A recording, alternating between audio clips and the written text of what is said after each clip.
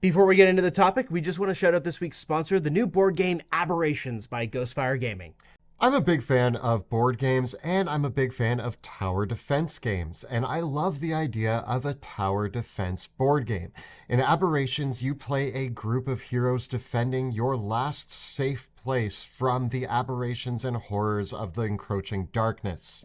Aberrations is a cooperative board game for 1 to 4 players played over 1 to 2 hours. The perfect game for when not everyone can make it out to D&D night, but you still want some awesome dark fantasy action where you, your players, maybe even your GM can get a chance to band together and fight some terrible, terrible monsters, all in the backdrop of the fantasy grim dark world of Grim Hollow. In this game, you get to choose a hero, choose a class, and get the gear that you're going to use to equip them with to face the oncoming darkness and the aberrations.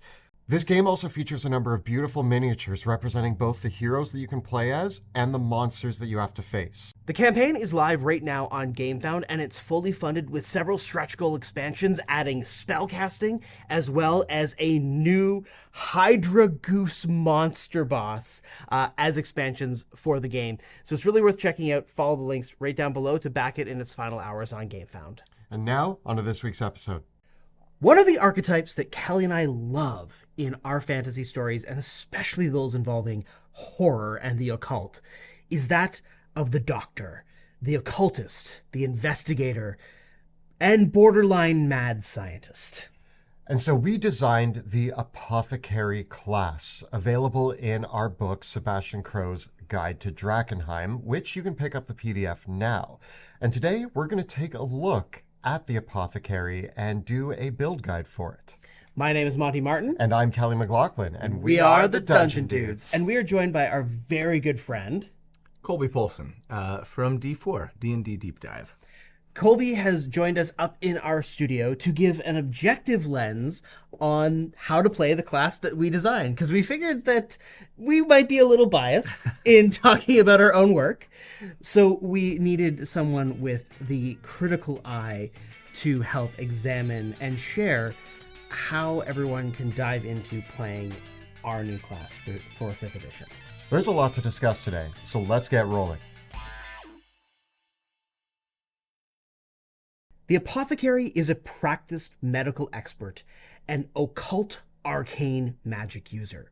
They wield their knowledge to both heal and harm, combining conventional medical skills with their strange magic. We were inspired by a lot of our favorite classic horror movies and horror books. Works such as Frankenstein or Jekyll and Hyde, or even something like Dana Scully from The X-Files, really helped inspire what we wanted to capture with the idea of an investigative scientist, somebody who uses science like magic, and something that really taps into those occult and horror sort of science fiction narratives. And of course, the works of Lovecraft, notably Herbert West Reanimator, were a huge inspiration for the subclass.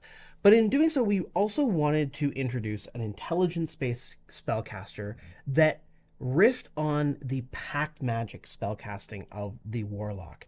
So in the Apothecary, we have an intelligence-based spellcaster that uses the Warlock framework to explore new ways of engaging with magic and building a very, very customizable character. So if you're looking for that kind of investigator, doctor, knowledge character who's using their knowledge but has that dark edge to them, and if you really like the way the Warlock is set up, you might want to check out the Apothecary. I want to pass it over to our guest to ask, what was your first thoughts on the theme and flavor of the Apothecary? I loved it. My first impression was like, this feels like maybe a cross between like a warlock, mostly, and an artificer, but with maybe even a little more explicit emphasis on like the sciencey aspect. I think sometimes the artificer, it can be kind of clockworky, steampunky, but it doesn't have to be, right? It can be kind of more just arcane, magic-driven. But with the Apothecary, it felt maybe a little more explicitly like kind of mad science-y, Dr. Frankenstein, Jekyll and Hyde, kind of thing, which I really loved and is a little bit almost lacking in the current, D&D 5e class availability. So yeah, I mean, getting to be an intelligence-based caster, but who gets to benefit from a lot of the similar things that warlocks get, which I'm sure we'll get into, just felt like kind of cool and unique and fun. So why don't we take a look at the class features available for the Apothecary and kind of dig into how they're used and what we like about them. So as an Apothecary, you're going to have a D8 hit die, pretty standard, middle of the road kind of caster build there. Mm-hmm. You're going to get light armor and medium armor. You're going to get simple weapons, short swords, and hand crossbows. And you're also going to get to choose first any tool proficiency, but then also your choice of a poisoner's kit, a herbalist kit, or alchemist supplies. For saving throws, you get intelligence and wisdom. And for skills, you get to choose 2 from Arcana, History, Investigation, Medicine, Nature, and Religion. So right off the bat, when we have our Apothecary, our biggest feature is going to be Apothecary Magic, which is our spell casting for the class overall. The Apothecary does have a formula book that they consult when they use their spells, but they're a prepared caster that has access to the full Apothecary spell list when they're preparing their spells, which are based on intelligence, and they're going to prepare a number of spells equal to their int mod plus their Apothecary level. Very similar to a warlock, although they have a limited number of spell slots, they do return on a short rest. So you get to take a short rest and get all of your spellcasting ability back, which I think is pretty awesome. Now, one of the most interesting things that we diverge with the kind of the warlock chassis in this class is that the Apothecary actually gets more spell slots and a couple more cantrips known compared to the warlock. So with the Apothecary, though it's not tied to their proficiency bonus, they're going to have a number of spell slots equal to that as long as you're staying single classed. This is not one of those wordings where if you multi-class out of Apothecary, your number of Apothecary spell slots still increase. No, it doesn't work that way, but kind of the way that we like to equate it for people is what's your proficiency bonus? That's how many spell slots you got. That's what the table says. So it does mean that we're going to get a 1 spell slot at first level, 2 at second level, but that's going to go up to 3 spell slots at 5th. We're going to have 4 spell slots at 9th level. We're going to have 5 spell slots at 13th, and eventually we're going to get 6 spell slots that come back on a short rest at 17th level. I think one of the conceits with this, though, when people compare it to the Warlock, is that unlike the Warlock, you don't have Eldritch Blast and all of the abilities to improve Eldritch Blast, yeah. So you are more reliant on using your spell slots. Yeah, that was kind of, when I was first looking at it, was the thing that initially really jumped out at me. I mean, when I think of Warlocks, you know, you get to level, is it 9, I think, that you get 3... Level 11. Level 11, that's right. That you finally get 3 spell slots, right? And thinking, gosh, 3 5th-level spell slots is really great that come back on a short rest. And now, you know, with this character, I mean, right at level 9, you'd have 4 5th-level spell slots that come back on a short rest. At first glance, that feels really, really strong, right? But I think when you temper it with that fact that, you know, unlike the Warlock, you don't get a really high damaging cantrip in Eldritch Blast, at least not the invocations that make Eldritch Blast so good, right? That you're a lot more reliant on those spell slots for all of your spell casting, if you want to, I mean, do a lot of damage with them anyways, right? So it felt like that was a way to kind of temper the power of the character. Yeah. Now, the Apothecary has a very unique spell list that combines both a bunch of the new spells that we introduced in Sebastian Crow's Guide to Drakkenheim with a smattering of spells that deal with poisons, disease, healing, and recuperation. So what you're going to see with... and that's part of the reason why we had to write so many new spells, because there's actually not a lot of spells in the game that deal with these kind of themes. Right. So you get a character that has a lot of opportunities to deal poison damage, necrotic damage, cause diseases, work with acid. That's another sub-theme of that. Although some of the subclasses build on these themes in various ways, and we also have a bunch of class features that we'll get to that make using poison damage not as bad as it seems. Because everybody right now is saying, poison damage, oh, yeah. Constitution saving throws, everybody's immune. Yeah. But there's ways around it. We worked on that. Yeah, yeah. You are a ritual caster as well. And so any of the spells that you have prepared, you can cast it as a ritual. And as any character, you have an arcane focus that you use for casting your spells. Incidentally, one of the other kind of cool features of the Apothecary is baked into the class. You can swap out your cantrips when you finish a long rest, so you can mix and match those, even though you start off with 3 that you pick and get a couple more from there. And we'll talk more about what cantrips we would recommend as we get into the actual spell selection later. I want to talk about the theme of them being a prepared caster, their access to spells. What you're going to end up with is, even though you have limited spell slots, you have a lot of spells at your disposal.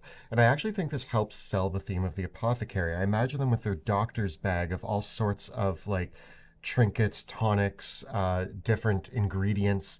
And when they're preparing, they're mixing their stuff together to prepare the specific few spells that they can. But it takes time, it takes practice, and that's why they have so limited amounts. I feel like the whole thing kind of feeds into, you're a person who knows a lot, but you can only prepare a few at a time. And I can definitely see like wanting to flavor this. I think if I were playing this character, I would want to flavor it almost like I'm casting spells, yes, but it's more like these elixirs that I've created are doing the thing, or you know what I mean. This invention that I've created is kind of the thing that's actually causing the spell effect. Exactly. That's actually a key point for the flavor of the class as well, because apothecaries exist within our world of Drakenheim, where arcane magic is something that is normally the purview of sorcerers and wizards only, who both have to be born with that, and it is very difficult for other people to use arcane magic.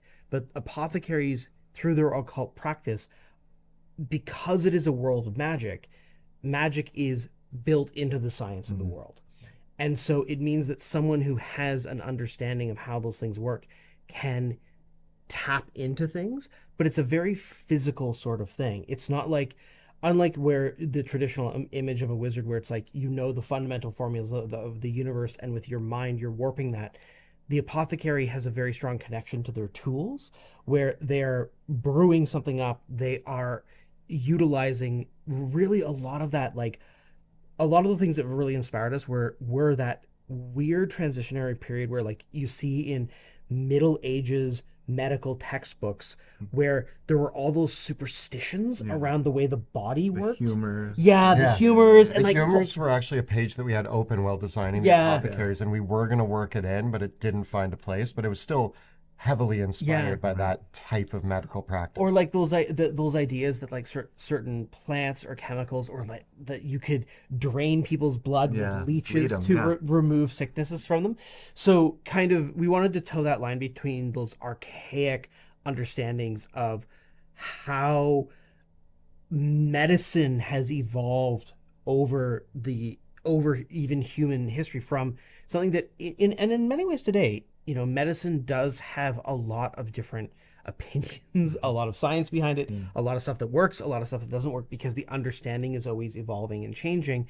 And where the line between the mental, the physical, the spiritual is drawn is something that we kind of want to play with in that fantasy of, you know, where does it become about the raw science, and where is it about something magical or occult happening? It's like medieval medicine meets 19th century Victorian horror. Totally, and really that's where, like, I mean, that's where the novel comes out of, because you look at Frankenstein, which is exactly that the ape that, you know, Frankenstein is often considered one of the first works of science fiction, but there's so much of like the occult and that weird arcane understanding of how the body works that we really wanted to channel with the class.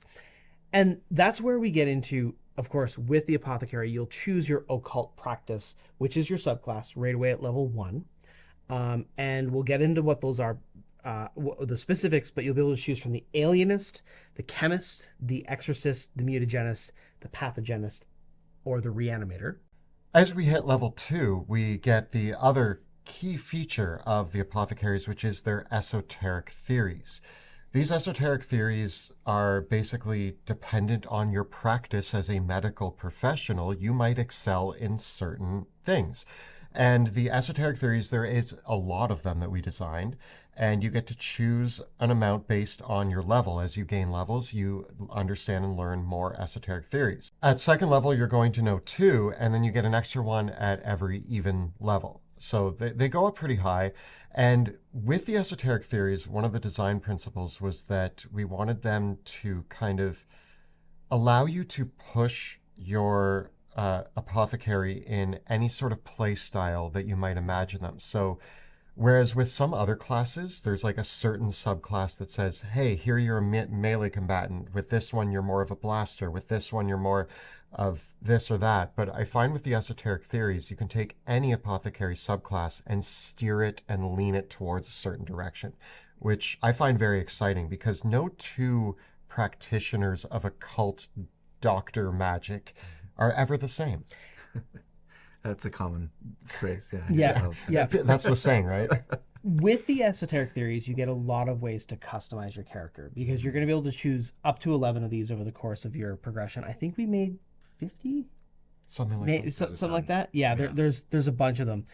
And some of them run the range of very big power increases to some more cool ribbon features. And to build on what Kelly said, we didn't want to have the apothecary obviously can very naturally fit into the role of the healer or the kind of damage over time, poison damage based damage dealer. So we wanted to have those both supported. But with the apothecary, we wanted a character that could potentially specialize into a variety of different roles based on what you wanted to for your character. So what you'll see with the apothecary is apothecaries can do a lot of different things, but no one apothecary is going to be able to do them all because your spell selection and your esoteric theories are going to really determine how much you end up with in the end. Right. The first thing that I thought when I first was reading about the esoteric theories is I was like, oh, these are eldritch invocations essentially, but we get them a little more quickly. We gain more of them a little more quickly. But then as I started to read them and kind of dive into the different ones, I was like, oh, these really give you a lot more variety than eldritch invocations would to really kind of shape almost the core of your class. It almost feels like getting another subclass option, right? Like you can really kind of take, no matter which subclass you take as your apothecary, you can really hone kind of, I want to be more of a support focused. I want to be more of kind of a melee damage dealer. I want to be like a spell damage dealer. I want to be utility focused, like all those things. Whereas with eldritch invocations, there's going to be some that kind of, are going to be must-haves for damage dealing with Eldritch Blast, for example, or, if you want Thirsting Blade, if you're going to be a melee damage dealer, things like that. But I feel like the majority of them give you kind of utility, maybe some defensive options, right, things like that. But I feel like these kind of really shape and define your character even more. And let you specialize in a way that a lot of times, Eldritch Invocations by comparison don't allow. A little bit comes from there were actually 2 subclasses that didn't make it through development that got kind of surgically cut up.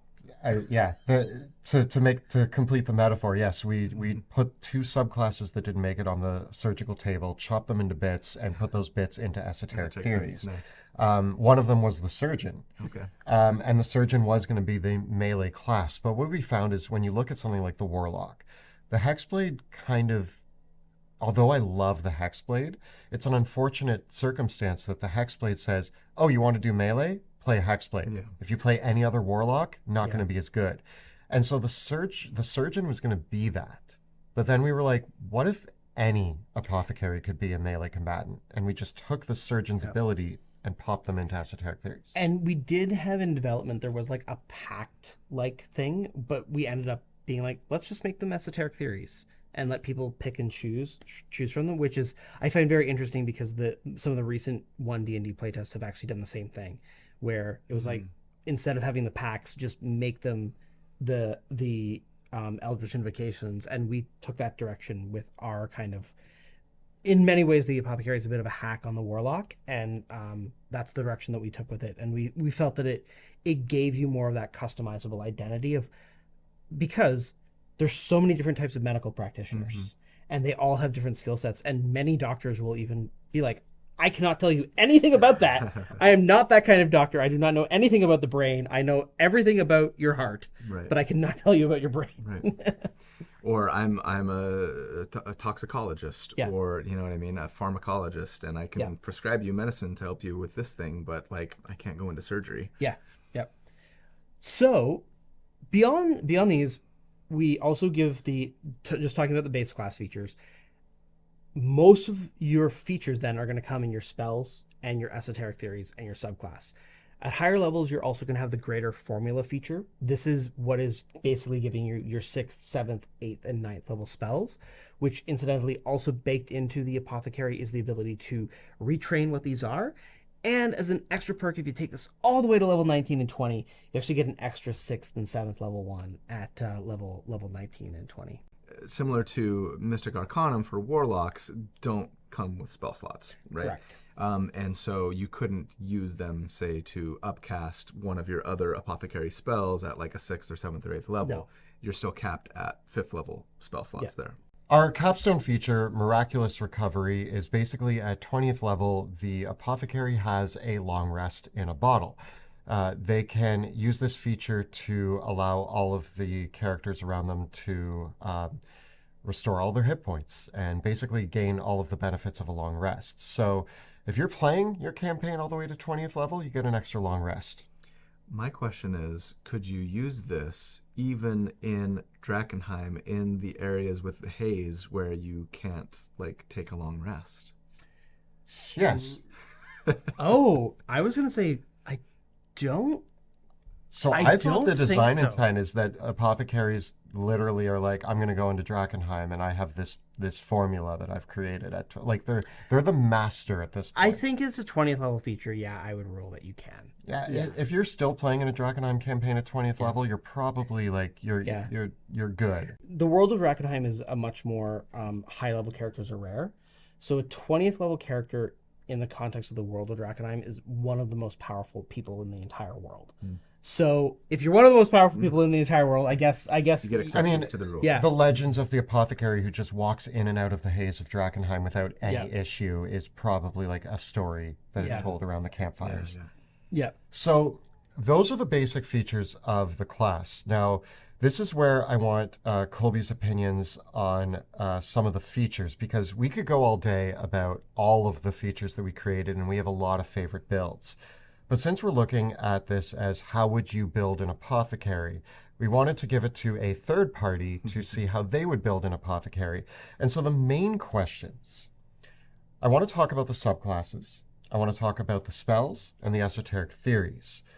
First of all, when we are looking at the subclasses, there is a lot of variety there, and each subclass is meant to imagine a different type of scientist, doctor, or otherwise.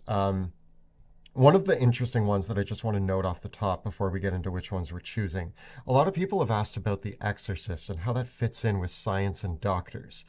And I always want to remind people that in a world where ghosts and spirits are real, it would be a scientific study to be an exorcist more so than a religious practice or anything You're of that Egon nature. from the Ghostbusters. Yeah. Yeah. Or, I mean, for us both, we were also thinking of the film The Exorcist as well, but also kind of that, for me, it all of these hit like a very clear archetype. Yeah. Like for me, the alienist was also that kind of like that mentalism, that psychic energy. So the alienist kind of brings into that sort of that idea that like psychic power is an extension of the body and the mind. Right. And so we have a doctor that deals with that. It also let us get us a couple Freudian jokes in there, Yeah. like Freud and Jung and Yeah, I think the alienist is our like I had 11 from Stranger Things in mind. Then with the chemist was our blaster, yeah. Like your evocation Your wizard almost. yeah. and exorcist, of course, was our exorcist. What else do we have? My favorite, Yeah, the one that I would play and build around first out the gate, is the mutagenist, Jekyll and Hyde. Yeah. Yep. It looks so fun. I mean, you basically you spend a spell slot and transform into like a big, meaty, kind of monstrous thing, right?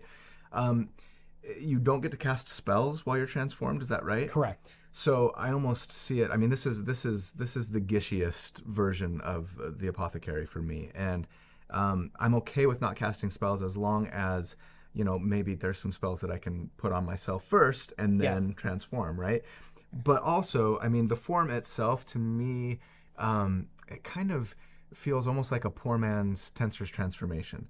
Like you're prohibited from casting spells, but you're just a lot more powerful in combat, right? And you're wielding your big meaty fists and pummeling stuff, which is super cool. And the thing that I love about it too is, even though like I might not be able to cast spells while I'm transformed, it gives you a variety in your playstyle where you can legitimately be Jekyll sometimes and Hyde sometimes. And sometimes the situation calls for downing that potion and transforming and just punching stuff. And then sometimes you might want to stand back and cast some control spells or some damage spells. It's also very, I mean, obviously the character I'm about to mention was inspired by Jekyll and Hyde. So Jekyll and Hyde is the root, but also like the fantasy of playing the Incredible Hulk, who's like a brilliant scientist when he's Bruce Banner, and then turns into a big monster. And both characters are incredible. I was rewatching the first Avengers movie recently, and there was a beautiful scene where when they arrive to recruit Bruce Banner, and he's like, okay, you want the big green guy to go fight, and they're like, actually, we need you to trace gamma radiation to help people. And he's like, oh, like there's this moment, I don't think I caught it the first few times I watched it, where he's like, oh my God, you're here for Bruce Banner, not the Hulk. Then that's why he agrees to go. And maybe if the Hulk comes out to play when we need him, that would be okay too. Yeah. Well, I mean, my favorite part about this is that we actually went there where your strength and intelligence swap. Right. That's great. when you transform. So then you don't have to worry about being so multiple ability score dependent, right? The other, just to mention the other subclasses, the pathogenist is our straight up plague doctor, poisoner, debuffer, and then the reanimators are Victor Frankenstein. Yeah. You literally have a meat monster. Or maybe you're Frankenfurter. Or you have your buff. Yeah, he was like, it's like, to me, when I read the Reanimator, I was like, oh, this is what the Necromancer should be. This is a Necromancer that works, right? Because you're not potentially summoning dozens of skeletons that now just totally like break the game and bog it down. But it's like, no, you get Frankenstein, you get your monster. And he's going to get stronger and stronger and bigger and bigger. Yeah, exactly. And it's like, oh, that's perfect. So those are our subclasses. If you were building one, you've already said you'd go with the mutagenist. Yes, that's your style. I would. And there are so many great esoteric theories. Yeah, let's go to the theories. Yeah. So talking about the esoteric theories, I have a few builds that I specifically, as one of the designers, I was excited about build potential and like. You definitely made chains. Yeah, there are chains apparent in there, and it's fun because certain chains branch out in different ways depending on what you want to do. But I want to know what esoteric theories stood out to you the most. I mean, looking specifically at somebody who loves to play like melee, gishy type characters, right? Combat medic is kind of a no-brainer. You get martial weapon and shield proficiency. Now, I might not do that on the mutagenist because their fists are their weapons, so you don't need the martial weapon proficiency quite so much. But if I were to do another, and that's the great thing here is that because of the esoteric theories, I could do a chemist or an exorcist, is probably actually would be my second choice, and make them kind of a gishy exorcist, right? Yeah. And so now it feels almost cleric-y a little bit, where you're getting like armor and weapon proficiency, and then you have like some heal and curing spells and some kind of damaging spells, especially against undead. That would be really cool and fun. Clinical conditioning feels like a no-brainer because it gives you Constitution saving throw proficiency, and so if you're concentrating on a spell, especially, that's great. Again, for a non-mutagenist, I think, especially, the biggest gishy option here is anatomical precision, which lets you attack with your intelligence. Similar to, say, a battlesmith artificer or an armor artificer, but you could get it potentially at level 2 instead of level 3 there, and you don't have the restrictions that those classes have of needing to attack with a specific weapon in the armorer's case anyway, or a magical weapon in the battlesmith's case. And just being able to make like a single ability score dependent, gishy caster spell sword that can use their intelligence to attack with after just level 2 is like so cool. That's a little bit of a dream for me. Yeah. And you wouldn't even have to multi-class to be effective here. As a little bit of an aside, one thing I want to say, just as a designer note, naming the spells and esoteric theories was probably one of my favorite things in any written work that I've ever created. I'm sure it was the same for Monty, but I had like medical websites open. I had like 20 tabs of medical websites and like old school medicine practices and like what were tools and names for like diagnosis and things like that they would use in old school medicine. And it was just so fun to come up with some of these concepts. So there's a couple other fun combos. So if you're building on the melee theme, and because my whole image here as well with the melee theme and why it's here is it's like I wanted that kind of like Jack the Ripper scalpel wielding insane scientist sort of image, or someone that's got like a bone saw or like the spinning surgical blades and things like that. And that was kind of the image. So this is definitely one character where you want to reflavor the weapons to fill that image of like wielding wicked surgical implements as your weapons. Surgical strikes, which is going to give you extra attack. And what I also like as vivisection, which gives you the 19 to 20 crit range. And then eventually you can build that as far as getting extra poison damage on your attacks. Venomous instruments. Yeah. Now, two of my personal favorites that don't get a lot of talk, but there is a melee build here. Acquired Tolerance. It gives you an advantage on saving throws against poison and things like that. But what's more important about it for me is that you can't get damaged by your own spells.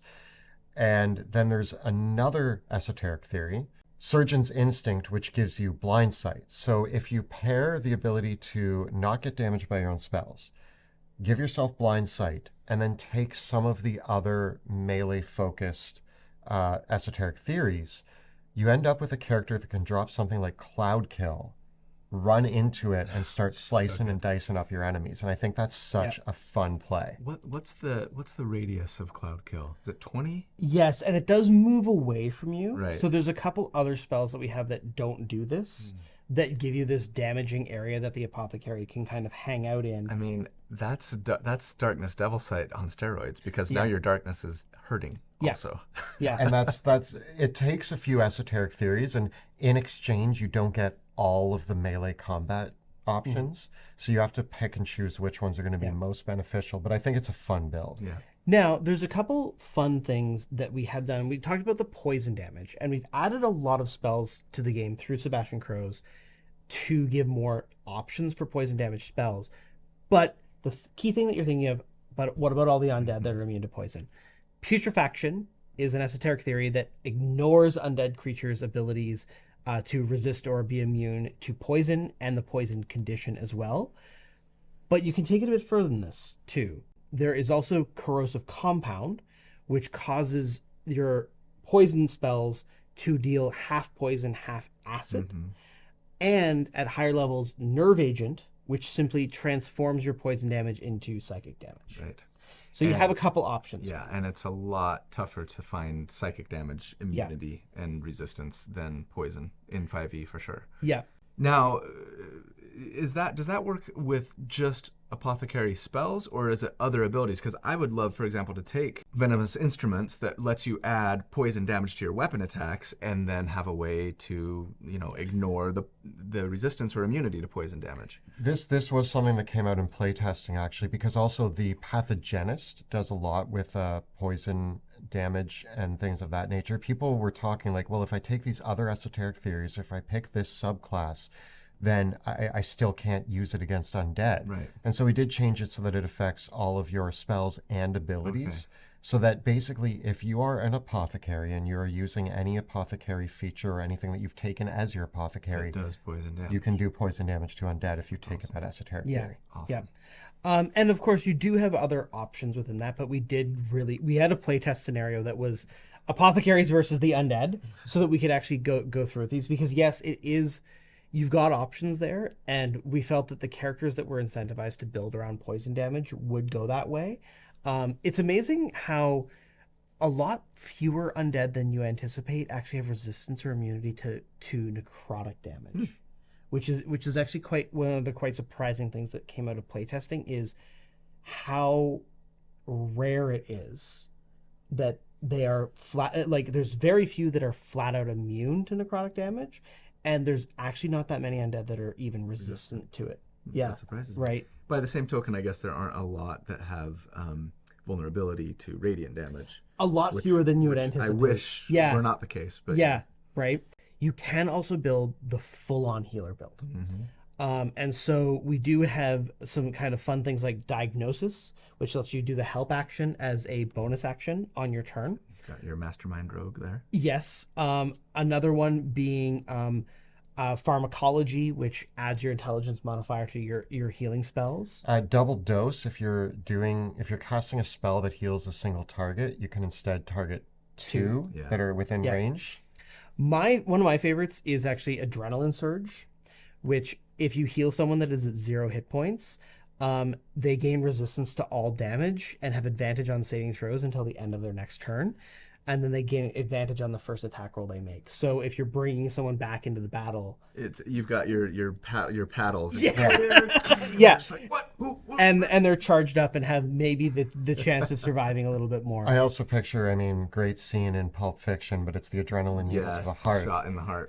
Yeah. But yeah, it's definitely what I love about this is we've just clearly identified that, yeah, there's some great melee builds, but if you're like, can I play a healer? The answer is yes, and you can actually play a pretty decent healer. Yeah. Yeah. Are there any other ones that were big highlights for you? One downside about spells a lot of times is there's not often a lot of ways to add extra damage on a spell, but critical condition to me looks like it's like a spell crit for saving throw spells. Yes. Right? Because we can always, like, if you roll a 20 on a firebolt, double damage, awesome. If they fail their save against disintegrate, then they failed their save against disintegrate and they're going to take it. But there's no way to do anything more. But with critical condition, if they rolled a 1 on their saving throw, right? So that's essentially the same thing as getting a 20 on a plus to hit. They roll a 1 on their save, you do double damage. Yes. On your spell, and that's awesome. I love that. Yeah, we really enjoy that, especially combined with caustic formula. That is also the kind of smite with spells. Right. Yes. Right. That's another thing that's like you don't see that a lot of times. But yeah, being able to add an extra 2d4 damage plus 2d4 more for each level of the spell slot that you spend, right? Because you're spending a spell slot to kind of spell smite a little bit on top of your spell. This was one that we actually had to push a couple times in playtesting because people were like, "It's not." The feedback was it wasn't strong enough to justify the spell slot cost because it is a bit of a premium for the apothecary to drop more into it. So I think that kind of showcases some of our esoteric theories and how they can be used to build up apothecaries in many different ways. But we also created, how many? 20, 40 spells? I think we did at least 2 spells of every level, trying to make sure there was a spell that did poison damage at every level. Yeah, so a lot of focus was on poison damage, again, acid damage, necrotic damage. There's a few that are very specifically flavored for certain subclasses, although they're open to all apothecaries. But overall, I'm really proud of a lot of the spells that we made.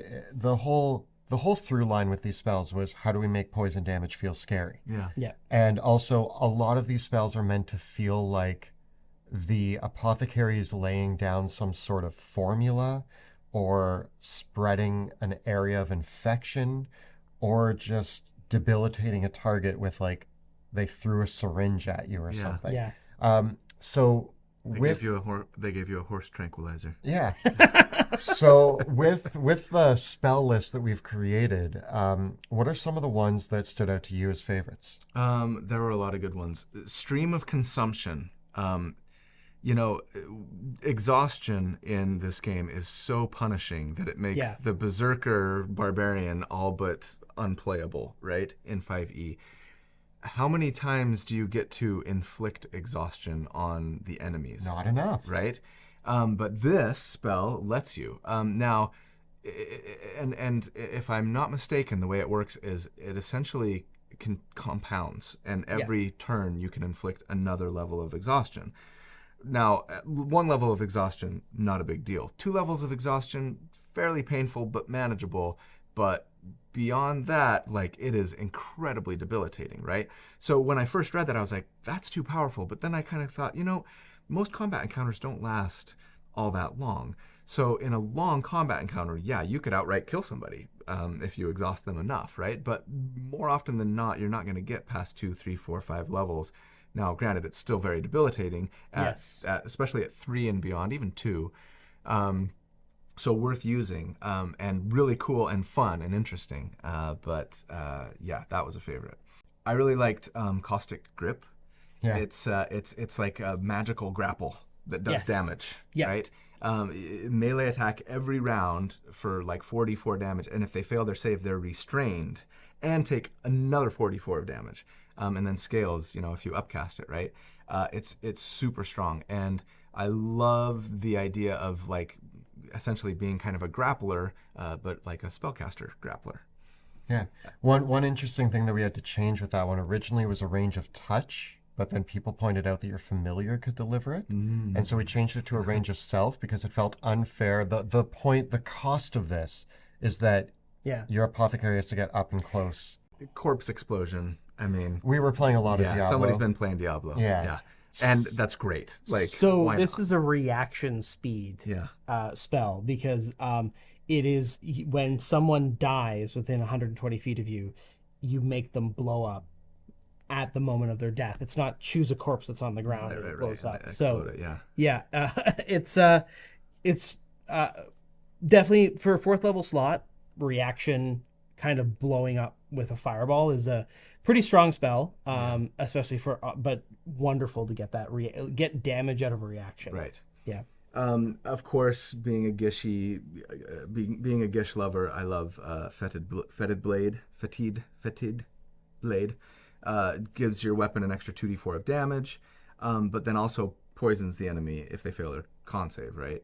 I mean, this is to me is like a maybe a little bit better Spirit Shroud, and it scales 1d4 per spell slot that you upcast it, so you don't have to wait for 2 levels to upcast it and get the benefit. Like so fetid blade is kind of the go-to if you want to do that poison damage dealing, blade wielding. I'm going to come at you with the non-disinfected surgical implements. And again, you can take an esoteric theory that makes it so that you can ignore poison resistance and immunity. So, because again, a lot of people I know are going to say, "Oh, poison, it's worthless." One of my personal favorite spells, being the author of them, Bloodworm is probably one that I think I'm really proud of. 4d6 extra damage. It's the people have asked if it's too powerful, but I've seen it played at the table both by me as a player, by somebody else as a player, and basically against me as a DM. And also against me from the DM. Monty used it against me the other day. And in all cases, it felt exciting. Yeah. It didn't feel like it broke any combat encounters. Basically, the spell allows you to deal extra damage to a target and heal the person who's damaging them. The bloodworm is basically your leeching. Yeah, it's your leech. But it works on a weapon attack, right? Yeah. So it's similar, say, to like a smite, but you can only use it once per turn, and they do get to save against it. And so it's like maybe a little bit stronger smite, but with the potential of it not working. It really depends on, because each time the target takes this necrotic damage, they get to make the save to end the spell. Effect. So one of the things that we wanted to push with a lot of the apothecary spells is where does the saving throw happen? So there's no save to resist the initial bloodworm. Got it. But they get the saving throw to end it every time they take the damage from it. Yeah. So you're always going to get a little bit out of it, but it's definitely one of those spells that feels great when it lasts a while. But it's like everything is, if they make the save, it's kind of, there it goes. Yeah. Although the apothecary doesn't have its Eldritch Blast, it does have some bread and butter. So one of the bread and butter spells that we made for the apothecary is Bacterial Barrage. It's your cantrip. It's a ranged spell attack, and it does 1d8 necrotic damage. But if the target is suffering from the poison condition or a disease, it goes up to 1d12. And so this is where we combine it with, we have 2 first level spells that are Envenom and Infect.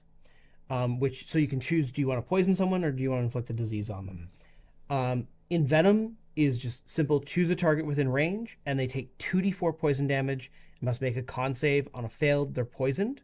And so this repeats every turn. So it is basically just poison them. Every turn they're going to take a little bit of damage, might get the poison condition put on them as well. And you can upcast this to affect multiple targets. So as a bread and butter for the Apothecary, you can just go Envenom with Bacterial Barrage, right, or Poison Needle and Acid Burn, which are kind of giving you an acid cantrip, a poison cantrip, and a necrotic disease sort of cantrip. So you get all those options within there. So that's kind of like that core low level combination that you can do. And so if you like that like classic packed magic caster style of like put down the important concentration spell and then fall back on cantrips, you can do that. Although I do think that the Apothecary kind of drives you towards put down the really flashy spell, keep some things in reserve, and start going in with the surgical instruments. I like that playstyle myself too.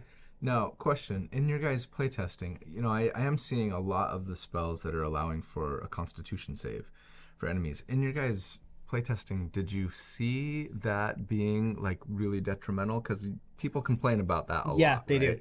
Yeah. Where it's like, oh, con saves, like, monsters in 5e especially all have like really great con saves. What was your take on that in playtesting? I think that a lot of our spells are quite debilitating, and a lot of people were worried about the power level of some of our spells. And I actually found that it kind of evens out, that like big meaty monsters can get out of them, but you're still dealing some damage or debilitating them slightly. And honestly, at the table, I have found a lot of these spells are still like really exciting to use. And at no point did they feel like they weren't performing. There were a few that maybe were like, oh darn, but it happened as much as any other spell. It is also where we push the limits, because we felt that with con saves, one of the things that you see with the poison damage spells that are in the SRD is, I personally feel that the poison damage spells should probably be dealing the most damage because they're often going to be succeeded on saving throws, and there are so many resistances to them. And even though you can take class options to get around that, that's part of the strength of the build. Yeah. So Infect, which is also a kind of con save spell, Infect does d12 necrotic damage on a failed saving throw, half as much on a success, and that's the one that happens at the start of each of its turns. But it has to make 3 saves to get out of the infection. Yeah. So we pushed it in a few directions there to account for the fact that yes, it is very likely that the monster is going to make its con save because it is the stronger save. Right. Yeah. But still, you at the very minimum, you're going to be getting 3 rounds of half damage. Yeah. Right. Yeah. On something, which is not bad, especially for a first level spell. Yeah. And I really love, I think there's a build here maybe around like a melee character that's using one of these spells, because there is the esoteric theory that says if you hit them with a weapon attack, then they're going to have disadvantage on their next saving throw against your spell. And so you could kind of help ensure that even if it's a con save, like their likelihood of failing it is greatly increased. Yeah, that's cool. Con saves are pretty brutal. I think the hardest actual playtest that we threw at the Apothecary were the green dragons, because the green dragons, they have immunity to poison, they have a really good con save, they have really good AC, and putrefaction doesn't work on a green dragon. So that was one of the ones where like, what is the most miserable experience? And that's where we tried to make sure that ultimately there's still the classic spell list, and the Apothecary does have some really good not spells made by Kelly and Monty that have really good effects as well.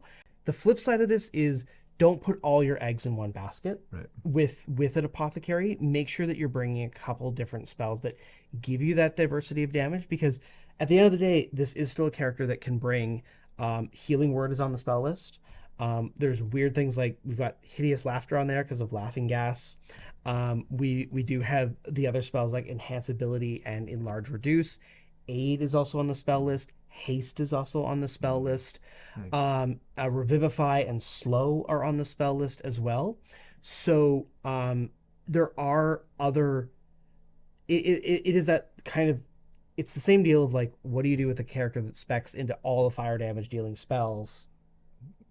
when they go up against a fire resistant monster. Yeah, yeah. Yeah, And I mean, there's nothing wrong with like having balance there, right? And finding counters, as long as I think as a DM you don't constantly approach the game from trying to actively counter your characters.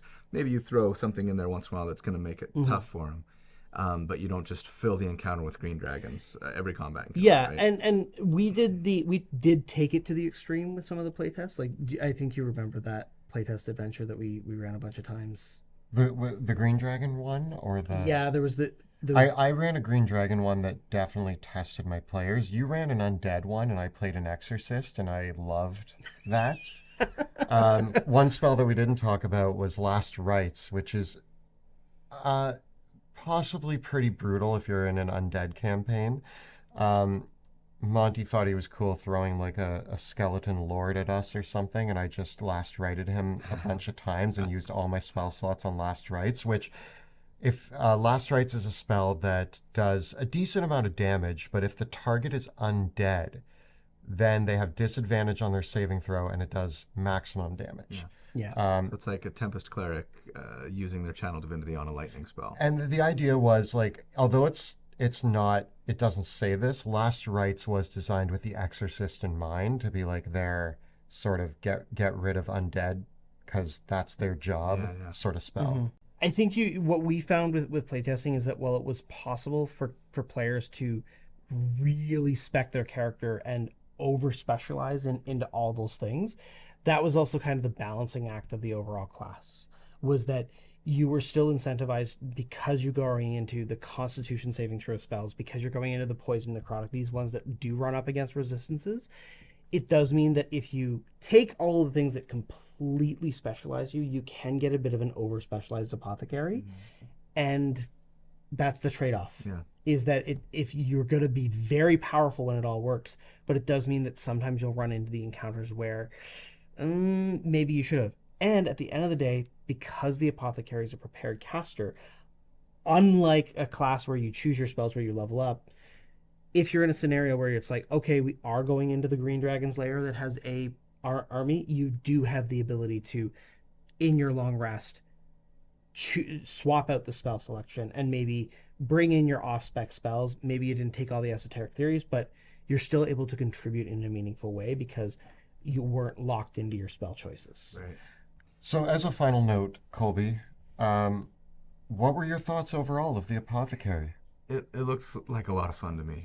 My go-to is generally to kind of have a little bit of a separation between my science fiction and my fantasy. But when it's this kind of science fiction, like I can get behind it. When it's like 19th century science fiction or maybe earlier, do you know what I mean? Yeah. Then I'm a fan. And I love the idea of kind of having like these really powerful spells that are coming back to me on a short rest, and I'm getting more of them, and having lots of cool options to really specialize my character, not just through subclasses, but through those esoteric theories. Yeah. Those esoteric theories. I of course would play a Gish right out the gate, but my second choice, would be to build kind of more of a tanky, kind of still melee combatant, but who could take a punch and like support their allies and heal and even maybe do some battlefield control. There's just a lot of options with a single class, and that is really cool. Yeah, one of I think our favorite playtest stress tests was doing the all apothecary party, and it's amazing how all of the characters feel like they all have their own role to play, their own set of skills and abilities. And I really, really was proud of that element of the class, that you can take it in the direction that you want to with it, whether it is building the mutagenist, Bruce Banner inspired. Yeah. We in the playtest we had an alienist, a chemist, and a mutagenist, and the fact that they filled very specific roles in the party, and you got a well-rounded party all playing the same class, was just perfect. Where I tend to go right out the gate is, how would I multi-class this character, right? And so some things start to come to mind even just early on, like, 2 levels of fighter is good on anything, because Yeah. fighters are the bacon of D&D, as I who once said heard somebody say. Especially if you're going to be gishy, right? Yeah. But like, I mean, a sorcerer, right? You could get the transmuted spell, meta magic, and that works on poison damage spells. So you could always, if you were running up against, that poison immunity, for example, you could transmute it. It's not limited to sorcery spells only. It's any spell, right? If it deals acid, cold, fire, lightning, poison, or thunder, you could change it to a different type. Scribe wizard. But I think that has to be the wizard spell. There's some funkiness there where like it has to be a wizard spell of the level. Anyway, I'm sure that there's something there. If you were super worried and you didn't want to take one of your esoteric theories to force the overcoming the poison resistance or immunity, yeah, I mean there's a lot of fun that I could have, I think, with multi-classing that I haven't even scratched the surface yet, but I'd love to. I think we've seen a few people talk about, where could you do the artificer apothecary? That's a really cool potential combination, which, that is like going the super scientist, Yeah. right? Like that almost feels like the biological engineer, right? And Warlock apothecary, now you're getting a lot of spell slots coming back on a short rest. yes, but they're not, and this is one of the things that we ultimately had to make the decision on. They don't stack. Right. So we tried to find a way to word it that if you multi-classed the warlock and the apothecary, they would stack together, and you get the higher level slots. But because they have a different progression for the slots, that was kind of where we erred on the side of, if we wanted to make that work, we would have had to reduce the apothecary's natural slots so that they would progress on the same way. So we ultimately decided not to make them stack. But you could still say have like 2 warlock spell slots and 3 apothecary spell slots all coming back on a short rest. Yeah. Right. I mean, I'm thinking also like, gosh, arcane trickster rogue that like a good intelligence, or like a psi warrior fighter that like a high intelligence eldritch knight. Yeah, there's a lot of cool potential, I think, for multi-classing, although we also wanted to build a class that felt like you wanted to stick with it. Yeah, I think a lot of the ones that we've also seen, the mutagenist in particular, from playtesting, we saw a fair number of people that combined the barbarian with the mutagenist, or the monk with the mutagenist. Yeah. So even in playtesting, we had to be very careful with how we worded the mutagenist's features. Because there was one playtest build where someone was like, you realize that if you combine, and I actually think at one point someone had come up with a mutagenist build in the playtesting that was unkillable, like it couldn't die, and that was, we obviously had to correct that. Yeah, we had to correct some wording to make sure that they could die. I mean, but yeah, you're right. Like if you can't cast spells, you might as well be raging. Yeah, why not?